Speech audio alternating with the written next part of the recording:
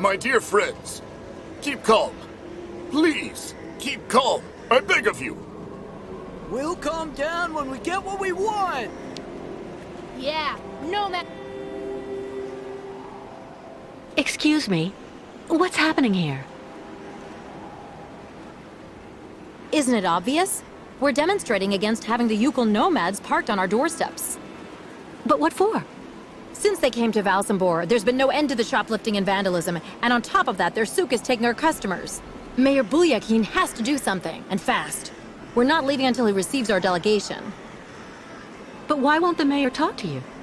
Because he's a schmuck. He wants the nomads to continue their migration as much as us, but he's too afraid of annoying his higher-ups.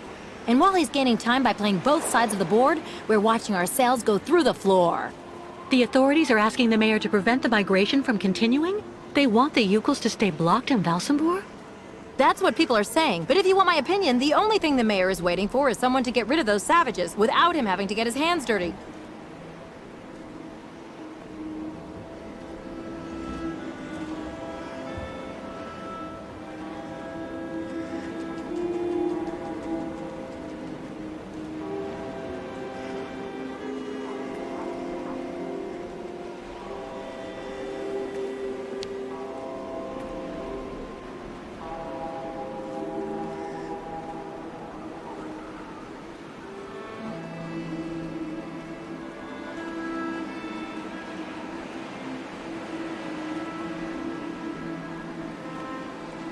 Mr. Mayor?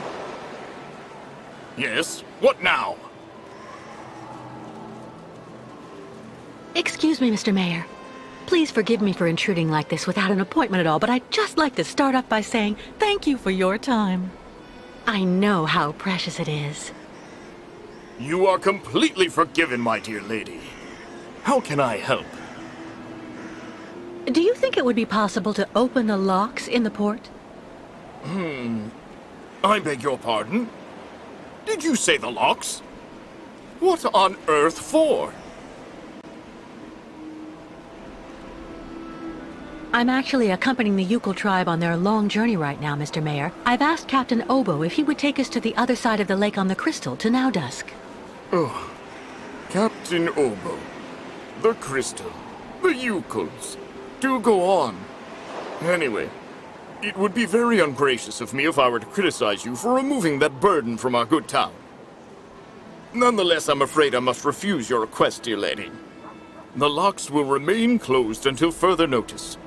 This decision came from above, you understand? Listen, Mr. Mayor. You and I both know that the real problem is that you want to keep your voters' support without ticking off your superiors. And I might just be able to help you. Really? And exactly how might that be? Open the locks and I'll leave with the Yukons. Then you just have to tell the authorities that I committed some kind of sabotage. They'll gladly believe you. I have a very bad reputation, you know. And that way, you'll come out smelling like a rose. Well, I have to admit, dear lady, that your arguments have convinced me.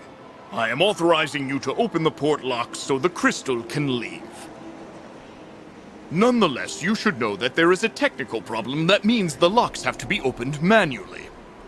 I imagine that such an inconvenience isn't likely to deter a woman as determined and resourceful as you.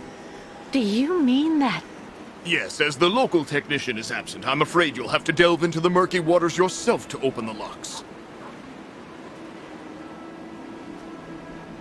Nonetheless, this should help you use the underwater mechanism. But how am I supposed to dive? That, dear lady, is your problem, I suppose.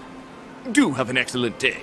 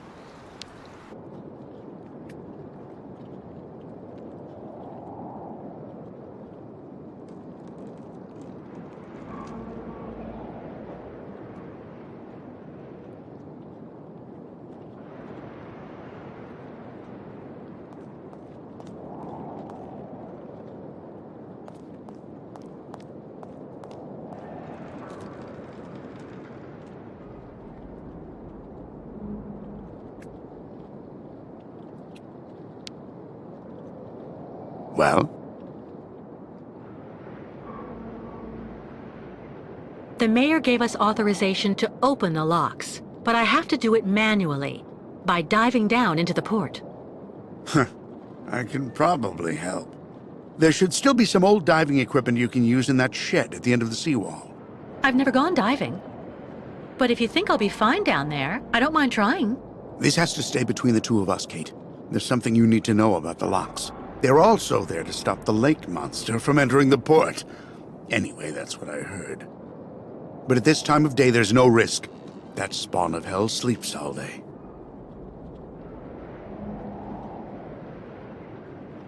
Where's a suit I can use? Meet me in the shed at the far end of the seawall. There should be something just about your size. I mean, near enough, anyway. Underwater? How am I supposed to open the lock gates? They're kept in place with some kind of steel locks.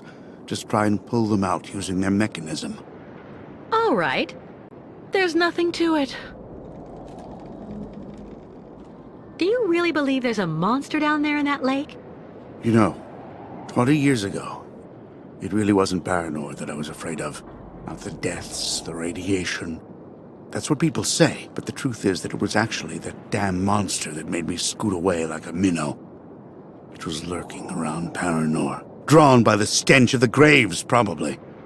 I saw its red eyes staring at me, Miss Walker. That's something you never forget. Meet me in the shed at the end of the seawall.